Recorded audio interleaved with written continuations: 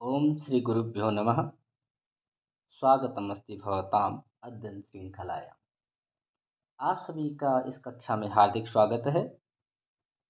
और आज है वेदांत सार की तृतीय कक्षा। अभी तक हमने मंगलाचरण और अनुबंध चतुष्टय को जाना। अनुबंध चतुष्टय का केवल अभी हमने नामोच्चारण किया है कि अनुबंध चतुष्टय कौन कौन से हैं। क्या था अनुबंध चतुष्टय? तो तत्रानुबंधो नाम अधिकारी विषय संबंधः प्रयोजनानि। ये चार अनुबंध कहलाते हैं और चार होने के कारण चतुष्टय है।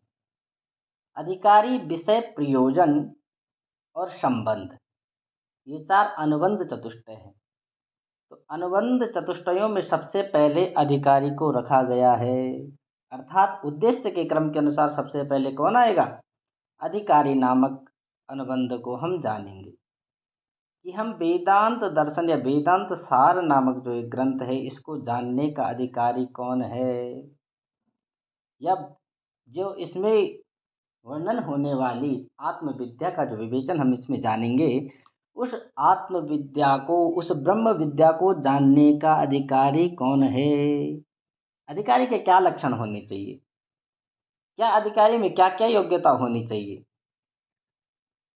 अधिकारी इस पद को जैसे हम सुनते हैं तो हमारे मन में प्रश्न उत्पन्न होता है, प्रश्न जन्म लेता है ना, कि अधिकारी अर्थात कौन होगा इसका अधिकारी, कौन पा सकता है इसे। मन में ऐसी जिज्ञासा उत्पन्न होती है। अधिकारी का क्या लक्षण होना चाहिए। जैसा कि अभी आप सबके मन में भी जिज्ञासा उत्पन्न हो रही होगी ना, कि अधिकारी कैसा बना जाए, कैसे शास्त्र को धारण करने का या ब्रह्म विद्या को धारण करने का अधिकारी बना जाए। तो आप सभी भी जानना चाहते हैं। तो देखते हैं, आगे देखते हैं क्या लिखा है। तो अधिकारी तो यहाँ पे क्या लिखा है? अधिकारी तो विधिवत अधीत वेद वेदांगत्वेन अपाततो अधिगताखिल वेदार्थो अस्मिन् जन्मनि जन्मान्तरे वा काम्य निषिद्ध वर्जन पुरः शरम नित्य नैमितिक प्रायश्चित उपासना अनुष्ठानेन निर्गत निखिल कलमशतया नितांत निर्मल स्वांतः साधन चतुष्टय संपन्नः प्रमाता। क्या कह रहे हैं? अधिकारी तो विधिवत अधीत वेद वेदांगत्वेन, विधिवत अधीत वेद वेदांगत्वेन। अधिकारी कौन है? जिसने विधिवत विधि पूर्वक वेद और वेदांग का, जिसने विधि पूर्वक अधीत अध्ययन कर लिया है, किसका? वेद और वेदांगों का। वेद कौन से है? तो वेद चार है, ऋग यजु सामाथर्वाः चत्वाराः वेदाः सन्ति। ऋग्वेद, यजुर्वेद, सामवेद और अथर्ववेद, ये क्या है? चार वेद है। जिसने इन चार वेदों को जान लिया है, वेदांगत्वेन, और वेद के अंगों को, वेद के कितने अंग है? वेद के 6 अंग है। षड वेदांगानि भवन्ति। केचते तेषां नामानि, क्या है उनके नाम? तो शिक्षा, व्याकरणम, छंदो, निरुक्तम, ज्योतिषम तथा कल्पश्चेति षडंगानि वेदस्याहु मनीषिणः। मनीषिणः वेदस्य आहु, वेदों के कहे गए हैं मनीषिणा, मनुष्यों के द्वारा, विद्वानों के द्वारा कितने अंग? षडंगानि। शिक्षा 1, व्याकरण 2, छंद 3, निरुक्त 4, ज्योतिष 5 और कल्प ये 6। ये 6 जो है षड वेदांग कहे गए हैं। और पाणिनि शिक्षा में षड वेदांगों को परिभाषित करने के लिए एक सरल और लोक प्रचलित श्लोक भी है। वो कौन सा है? तो छंदः पादौ तु वेदस्य हस्तौ कल्पोऽथ पठ्यते ज्योतिषामयनं चक्षुः निरुक्तं श्रोत्रमुच्यते। शिक्षा घ्राणं तु वेदस्य मुखं व्याकरणं स्मृतं तस्मात् सांगमधीत्यैव ब्रह्मलोके महीयते। छंदः पादौ तु वेदस्य, छंद जो है वेद, उस वेद पुरुष के पैर है। कल्प हाथ हो जाएगा, ज्योतिष उसका नेत्र है, ज्योतिष शास्त्र निरुक्त उसका कान है, श्रोत्रेंद्रिय है, शिक्षा नासिका है और व्याकरण ये मुख है। और ये 6 ही अंग षड वेदांग कहलाते हैं। अर्थात जिसने 4 वेदों का, इन षड वेदांगों का विधि पूर्वक अध्ययन कर लिया हो। आपततो सामान्यतः सामान्यतः अधिगत अखिल वेदार्थो अस्मिन् जन्मनि जन्मांतरे वा। जिसने इन वेद और वेदांगों का सामान्यता इस जन्म में अथवा अन्य जन्मों में अधीत जान लिया हो, अध्ययन कर लिया हो, जान लिया था, अध्ययन कर लिया हो, वह काम्यानि निषिद्ध वर्जन पुरस्सरः नित्य नैमित्तिक प्रायश्चित उपासनानुष्ठानेन। और जिसने काम्य काम्य कर्म, निषिद्ध निषिद्ध कर्म, वर्जन जिनको छोड़ने के लिए कहते हैं, जिनका परित्याग किया जाता है, ऐसे कर्म निषिद्ध कर्म, नित्य नैमित्तिक कर्म, नित्य कर्म प्रतिदिन करने वाले कर्म, नैमित्तिक कर्म किसी निमित्त को मान करके, निमित्त को लेकर के किए जाने वाले कर्म, और प्रायश्चित प्रायश्चित पाप की विनिर्मुक्ति के लिए किए जाने वाले कर्म, और उपासना ध्यान, ठीक है, सगुण ब्रह्म को साक्ष्य मानकर किया जाने वाला कर्म। तो इन के अनुष्ठान से काम्य कर्म क्या है? काम्य कर्म में वो है जिसमें हमारी कोई कामना होती है, यानी कि फल के उद्देश्य से किए जाने वाले कर्म काम्य कर्म हो जाएंगे। जैसे स्वर्ग की प्राप्ति, पुत्र की प्राप्ति, जो भी हमारी कामना हो, हम किसी कामना के निमित्त करते हैं। निषिद्ध कर्म हो जाएंगे जिनका जो है शास्त्र निषेध करता है कि इन कर्मों को न करो। जैसे ब्राह्मणों न हंतव्या, ऐसा उपनिषद वाक्य भी है कि ब्राह्मणों की हत्या नहीं करनी चाहिए, ब्रह्म हत्या नहीं करनी चाहिए। क्यों? ये निषिद्ध कर्म है, ये इससे हमें क्या है, पाप का भागी बनना पड़ता है।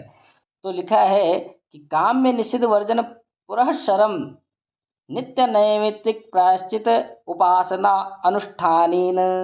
जिसने काम्य और निषिद्ध कर्मों का परित्याग करके नित्य नैमित्तिक कर्मों का निष्काम भाव से अनुष्ठान कर लिया हो, अर्थात ये क्या है, अनुष्ठान करने चाहिए, ना तो हमारे अंदर कामना होनी चाहिए, यानी कि स्वर्ग की प्राप्ति की भी कामना नहीं होनी चाहिए, इसका भी परित्याग कर दो। खैर निषिद्ध कर्मों का परित्याग तो करना ही है, क्योंकि उससे तो पाप का भोगी बनना पड़ता है। और नित्य प्रति जो है नित्य नैमित्तिक कर्म, संध्या वंदन इत्यादि का अनुष्ठान करना चाहिए। क्यों करना चाहिए? क्योंकि इनके द्वारा क्या होता है, निर्गत निखिल कलमशतया। क्योंकि नित्य नैमित्तिक और प्रायश्चित, उपासना इत्यादि कर्मों का अनुष्ठान करने से क्या होता है, निर्गत निकल जाते हैं निखिल कलमश, निखिल कलमश समस्त कलमश, यानी कि राग वासना आदि, ये सब क्या हो जाते हैं, निकल जाते हैं, निर्गत हो जाते हैं, चले जाते हैं, दूर भाग जाते हैं। और क्या होता है, नितांत निर्मल स्वांत साधन चतुष्टय संपन्ना प्रमाता। निर्गत निकल जाते हैं जिसके कलमश, राग द्वेष आदि। और इनके निकल जाने से क्या हो जाएगा, जब समस्त कलमश निकल जाते हैं, समस्त कलमशों की निवृत्ति हो जाती है, तो क्या होता है, तो नितांत निर्मल स्वांतः, नितांत नितांतम अर्थात अत्यंतम, निर्मलम शुद्धम, स्वांतम अंतःकरणम, यस्य स नितांत निर्मल स्वांतः, अर्थात जिसका अंतःकरण अत्यंत निर्मल यानी कि शुद्ध हो गया हो। किस चीज से? समस्त कलमशों के निकल जाने से, काम्य और निषिद्ध कर्मों का परित्याग करने से, नित्य नैमित्तिक प्रायश्चित और उपासना कर्मों का अनुष्ठान करने से। इन सब को करने से क्या होता है, नितांत निर्मल स्वांतः, अंतःकरण जो है अत्यंत शुद्ध हो जाता है। तो ऐसा जो प्रमाता है, साधन चतुष्टय संपन्न प्रमाता, ऐसे साधन चतुष्टय से संपन्न जो प्रमाता है, साधन चतुष्टय कौन से हैं? तो साधनानां चतुष्टयमिति साधन चतुष्टयम तेन संपन्नः इति। साधन चतुष्टय आपका विवेक हो गया, वैराग्य हो गया, और सम आदि षटक है, समाधि षटक है, सम दम उपरति तितिक्षा और श्रद्धा और मुमुक्षत्व मोक्ष, ये साधन चतुष्टय कहलाते हैं। ऐसे साधन चतुष्टय से संपन्न प्रमाता अर्थात प्रमाणों के द्वारा व्यवहार करने में जो समर्थ है, ऐसा पुरुष ब्रह्म विद्या का अधिकारी होता है। ऐसा पुरुष ब्रह्म विद्या का अधिकारी होता है। तो एक साथ देखेंगे इसका अर्थ। अधिकारी कौन है? तो अधिकारी वह है जिसने इस जन्म में अथवा किसी अन्य जन्म में विधिवत वेद और वेदांगों का विधि पूर्वक जिसने अध्ययन कर लिया हो, जान लिया हो, और काम्य और निषिद्ध कर्मों का जिसने परित्याग कर लिया हो, नित्य करने वाले कर्म जैसे नित्य कर्म, संध्या वंदन, नैमित्तिक कर्म, प्रायश्चित कर्म और उपासना आदि कर्मों के द्वारा जिसने अपने समस्त कल्मशों को दूर कर लिया हो, राग द्वेष वासना इत्यादि की निवृत्ति कर ली हो, और इन सब के करने से नितांत निर्मल स्वांतः, जिसका अंतःकरण, स्वांतः अंतःकरण नितांत निर्मल हो गया हो, अत्यंत निर्मल हो गया हो, शुद्ध हो गया हो, ऐसा साधन चतुष्टय से संपन्न प्रमाता ये अधिकारी का लक्षण है। ऐसे साधन चतुष्टय से संपन्न यानी कि जिसको विवेक, वैराग्य, शम दम उपरति तितिक्षा श्रद्धा और मुमुक्षुत्व ये साधन चतुष्टय है, तो इनसे जो संपन्न हो, ऐसा साधन चतुष्टय से संपन्न प्रमाता पुरुष ब्रह्म विद्या का अधिकारी होता है। ये क्या है? अधिकारी के लक्षण हो गया। यहाँ तक आगे जो हमने अधिकारी का लक्षण करते हुए हमने जिन काम्य कर्मों का, काम्य आदि काम्य कर्म कहा था, निषिद्ध कर्म कहा था, उपासना प्रायश्चित कहा था, तो उन कर्मों का हमने अभी तक जो खाली नाम उल्लेख किया है। तो अब हम उनके स्वरूप पर प्रकाश डालते हैं कि वो काम्य कर्म कौन से हैं। तो आगे लिखा है काम्य कर्म के लिए, तो काम्यानि स्वर्गादीष्ट साधनानि ज्योतिष्टोमादीनि। काम्य कर्म क्या है? तो काम्यानि स्वर्गादि इष्ट साधनानि, अर्थात स्वर्ग आदि की जो अभीष्ट है उनकी प्राप्ति करना, ये काम्य कर्म है। तो स्वर्ग की प्राप्ति का साधन बनने वाला काम्य कर्म, काम्यानि स्वर्गादि इष्ट साधनानि, जैसे ज्योतिष्टोमादीनि, अर्थात फल की प्राप्ति की कामना से किए जाने वाले कर्म काम्य कर्म कहलाते हैं। जैसे स्वर्ग की प्राप्ति के लिए किए जाने वाला ज्योतिष्टोम यज्ञ। ज्योतिष्टोम यज्ञ कब किया जाता है? जब स्वर्ग की प्राप्ति करनी हो, स्वर्ग की प्राप्ति के लिए किया जाने वाला ये ज्योतिष्टोम यज्ञ होता है। ये सोमयाग है, स्वर्ग की प्राप्ति के लिए किया जाता है। सोम यागों में विशिष्ट याग है ये। तो ये काम्य कर्म है, हमारी कामना की पूर्ति। स्वर्ग की प्राप्ति क्या है? स्वर्ग की प्राप्ति भी तो क्या है? कामना की पूर्ति है। कामना के लेके कर रहे हैं, हम किसी कामना को लेकर कर रहे हैं, तो ये काम्य कर्म हो जाएंगे। अब काम्य के बाद फिर आगे क्या आया था? निषिद्ध कर्मों के लिए कहा था। दूसरा क्या था? निषिद्ध कर्म। तो निषिद्धानि नरकाद्य अनिष्ट साधनानि ब्राह्मण हननादीनि। निषिद्ध कर्म कौन से हैं? तो निषिद्धानि नरकादि अनिष्ट साधनानि ब्राह्मण हनना हनन आदि, अर्थात जिन कर्मों को करने के लिए निषिद्ध निषेध किया गया है, किसने? वेद ने जिनका निषेध किया है कि ये कर्म नहीं करने हैं, और जिनको करने से नरक आदि की प्राप्ति हो जाती है, यानी कि नरकादि अनिष्ट साधनानि, जो नरक आदि जो ये अनिष्ट है इसके साधन बनने वाले, यानी कि निषिद्ध कर्म, किससे हमें नरक की प्राप्ति होती है? जैसे ब्राह्मण हनन आदि, ब्राह्मण आदि का हनन करा, ब्रह्म हत्या करना।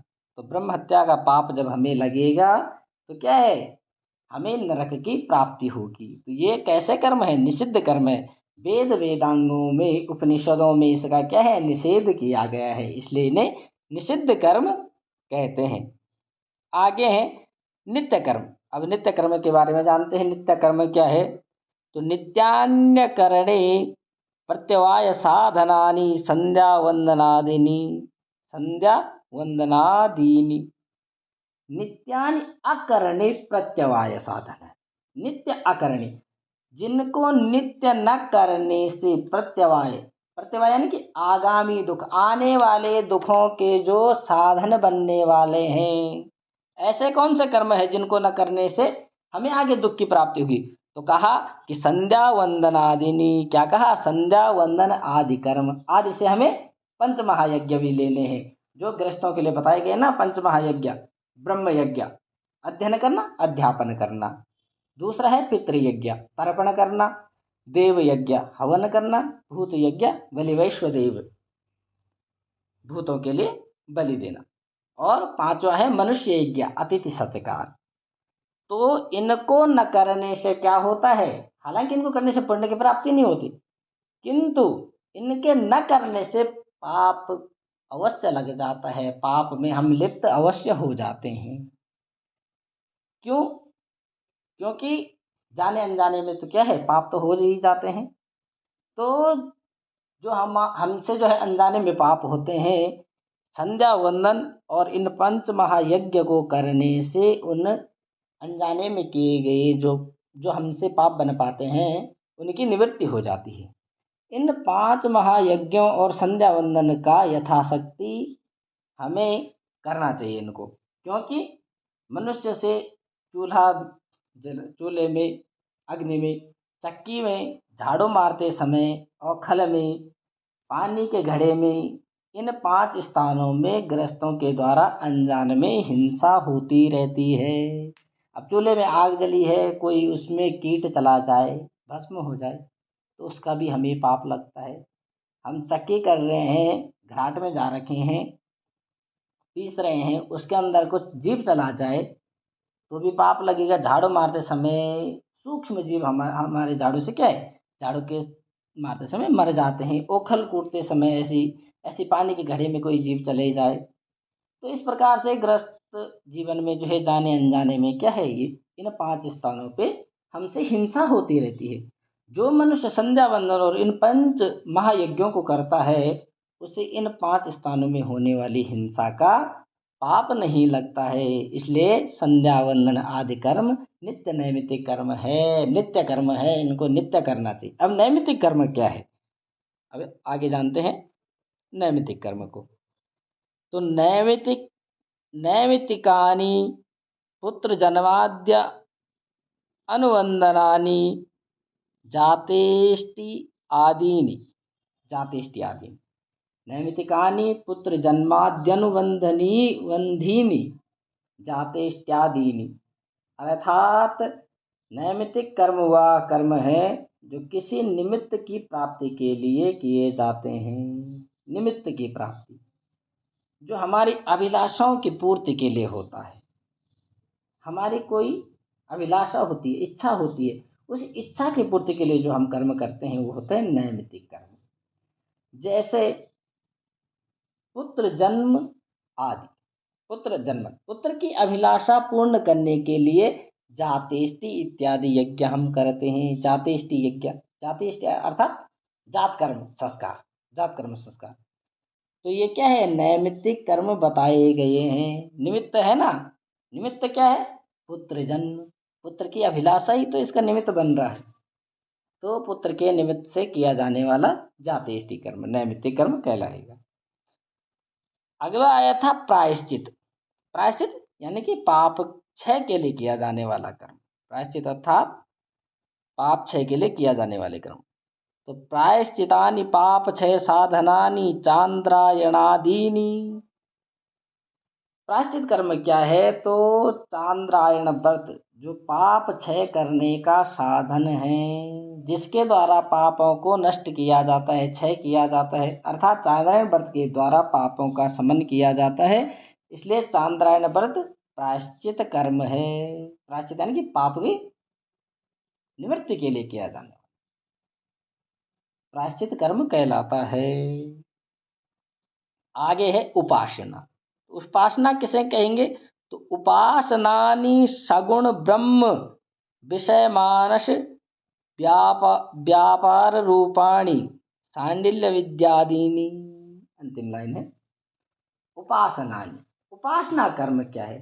तो कहा कि सगुण ब्रह्म विषय मानस व्यापार रूपाणी सांडिल्य विद्यादि, अर्थात सगुण ब्रह्म को विषय बनाने वाला मानसिक व्यापार। मानसिक व्यापार अर्थात ध्यान। ध्यान ही जिनका स्वरूप है, उस सांडिल्य विद्या आदि को उपासना कर्म कहते हैं। सांडिल्य विद्या में सगुण ब्रह्म का ध्यान के द्वारा साधा जाता है। अब क्या लिखा है सांडिल्य विद्या में? तो सांडिल्य विद्या में ब्रह्म के विषय में कहा गया है कि जो सर्वकर्मा है, सर्व काम, सर्व गंध, सर्व रस, इन सब को सभी ओर से व्याप्त करने वाला है। जो भी हम कर्म कर रहे हैं उन सब कर्मों को व्याप्त करने वाला है। सर्वगंध, सुगंध, दुर्गंध, जिसमें सब को व्याप्त करने वाला है। सर्व रसों में है, चाहे वो मधुर हो, अम्ल हो, तिक्त, कसाय, किसी भी प्रकार का रस हो, स्वाद हो, सब स्वादों में जो व्याप्त है। वाक रहित, जो वाक रहित है, वाणी से रहित, तो जिसका हमारी वाणी जो है वर्णन नहीं कर सकती, हमारी वाणी में इतनी सामर्थ्य नहीं है। और जो मेरी आत्मा हृदय कमल के मध्य में स्थित है, वो ब्रह्म कहाँ है? मेरी आत्मा मेरे हृदय कमल में स्थित है, यही ब्रह्म है। ऐसा सांडिल्य विद्या में लिखा गया है। मैं इस शरीर को त्यागने पर उसी ब्रह्म को प्राप्त हो जाऊंगा, ऐसा जिसका निश्चय हो। जिसका निश्चय कैसा हो? कि जब मेरा ये शरीर छूटेगा तो मैं उसी ब्रह्म में लीन हो जाऊंगा, जिसको इन सब वाक्यों में कोई संदेह नहीं हो। तो ऐसा ब्रह्म भाव को प्राप्त करने वाला वह मनुष्य ब्रह्म भाव को प्राप्त कर लेता है, जिसकी ऐसी इच्छा हो, जो ऐसा निश्चय कर लिया हो जिसने, और जिसको इसमें कोई संशय न हो, यानी कि ब्रह्म की सत्ता पर किसी कोई भी संशय न हो, ब्रह्म पर पूर्ण विश्वास करने वाला हो। तो ये सब जो है सांडिल्य ऋषि ने कहा है, इसलिए ये सांडिल्य विद्या में इनका सगुण ब्रह्म के विषय का व्यापार बनने वाला क्या ध्यान, वो उपासना कर्म है। इसीलिए सांडिल्य विद्या क्या है? उपासना कर्म कहलाती है, उपासना कर्म के अंतर्गत रखी गई है। अब जितना हमने आज पढ़ा उसका एक बार जो है हिंदी रूपांतर देखते हैं। इस जन्म में अथवा अन्य जन्मों में वेद और वेदांगों का विधि पूर्वक अध्ययन करके समस्त वेदांत के अर्थ को सामान्य रूप से समझ लिया है, तथा काम्य और निषिद्ध कर्मों का परित्याग करके नित्य नैमित्तिक प्रायश्चित और उपासना कर्मों का अनुष्ठान करने से जिसके समस्त कलमश यानी कि राग, द्वेष, वासना इत्यादि जो है दूर हो गई है, और इन सब के दूर होने से जिसका अंतःकरण निर्मल हो गया है, ऐसा साधन चतुष्टय से संपन्न। साधन चतुष्टय क्या बताए थे? विवेक, वैराग्य, शम, दम, उपरति, तितिक्षा, परति, तितिक्षा और मोक्षत्व, मोक्ष इत्यादि। इन साधन चतुष्टय जो संपन्न है, से संपन्न है ऐसा प्रमाता, यानी कि प्रमाणों के द्वारा व्यवहार करने में समर्थ है।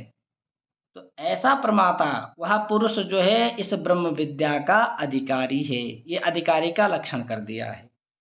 तो हमने पढ़ा कि काम्य और निषिद्ध कर्म। तो काम्य कर्म क्या है? तो स्वर्गादि अभीष्ट स्थानों की प्राप्ति के साधनभूत ज्योतिष्टोम आदि काम्य कर्म है। काम यानी कि कामनाओं की पूर्ति के लिए। तो स्वर्ग आदि की इच्छा या अभिलाषा रखना भी क्या है? हमारी कामना है।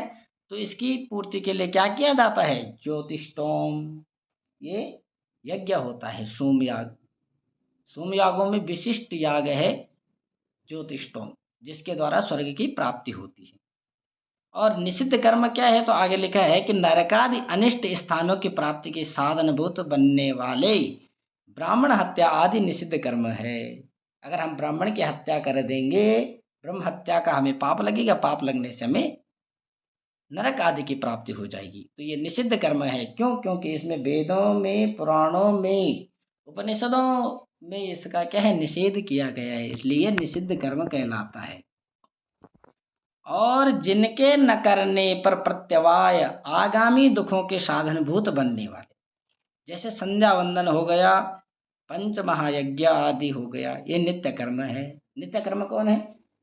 जिनको प्रतिदिन करना चाहिए, जैसे संध्या वंदन, पंच महायज्ञ यानी कि ब्रह्म यज्ञ अध्ययन अध्यापन, पितृयज्ञ तर्पण करना, देव यज्ञ हवन करना, भूत यज्ञ बलिवैष्णव देव करना, मनुष्य यज्ञ अतिथियों का रोज सत्कार करना, गृहस्थों के लिए पंच महायज्ञ बताए गए हैं। इन पंच महायज्ञों को प्रतिदिन करना चाहिए। संध्या वंदन प्रतिदिन करना चाहिए। ये नित्य कर्म है, क्योंकि इनको न करने से हमें पाप का भागी बनना पड़ता है, इसलिए इनको नित्य करना चाहिए। जितना हो सके यथाशक्ति इनको करना चाहिए। पुत्र जन्म इत्यादि किसी निमित्त से संबंध रखने वाली जातिष्टि आदि नैमित्तिक कर्म है। नैमित्तिक कर्म कौन है? तो जातिष्टि आदि। क्यों? क्योंकि ये किसी निमित्त से किए जाते हैं। जातिष्टि क्यों? जात कर्म संस्कार क्यों होता है? पुत्र की अभिलाषा से किया जाने वाला संस्कार जात कर्म संस्कार कहलाता है, और इसीलिए ये नैमित्तिक कर्म कहलाएगा, निमित्त से किया जाने वाला कर्म। अगला है प्रायश्चित कर्म। प्रायश्चित कर्म में क्या है? तो पापों के विनाश के लिए किया जाने वाला कर्म, पापों की निवृत्ति के लिए किया जाने वाला कर्म प्रायश्चित कर्म कहलाता है। पाप हो गया, पाप की निवृत्ति करनी है तो क्या करना है? प्रायश्चित करना पड़ेगा उसका। तो पापों का क्षय करने के लिए साधन बनने वाला चांद्रायण व्रत आदि प्रायश्चित कर्म है। चांद्रायण व्रत के द्वारा जो है पापों का क्षय किया जाता है। सगुण ब्रह्म को विषय बनाने वाला मानसिक व्यापार यानी ध्यान ही जिनका स्वरूप है, उन सांडिल्य विद्या और दहर विद्या आदि को उपासना कर्म कहते हैं, क्योंकि इसमें सगुण ब्रह्म का के विषय का मानस व्यापार कहा गया है। मानस व्यापार यानी कि ध्यान की बात कही गई है। उस ब्रह्म पर, उसकी सत्ता पर पूर्ण विश्वास रखने को कहा गया है, सांडिल्य विद्या। तो सांडिल्य विद्या हो गया या दहर विद्या हो गया, इनमें उपासना कर्म के अंतर्गत ये आते हैं, क्योंकि इसमें सगुण ब्रह्म के विषय में कहा गया है। क्या कहा है? वो सर्वशक्तिमान है, सभी चीज़ों में व्याप्त है, उसी से क्या है, सभी प्रकार के सुगंध दुर्गंध सर्वगंध है, सर्वरस है, खट्टा मीठा सब जो भी रस जो है संसार में कहीं भी आपको व्याप्त दिख रहा है, उसी से है। वो सर्वकर्मा है, सारे कर्मों को करने वाला वही है, सभी काम को करने वाले, जो हमारी कामनाएं जितनी भी है सबको करने वाला, कराने वाला वही है, वो सब में व्याप्त है। ऐसा जो है सांडिल्य ऋषि ने कहा है, इसलिए इसको सांडिल्य विद्या कहते हैं। सांडिल्य विद्या में विवेचन आता है, और ये क्या है? उपासना कर्म के अंतर्गत आते हैं।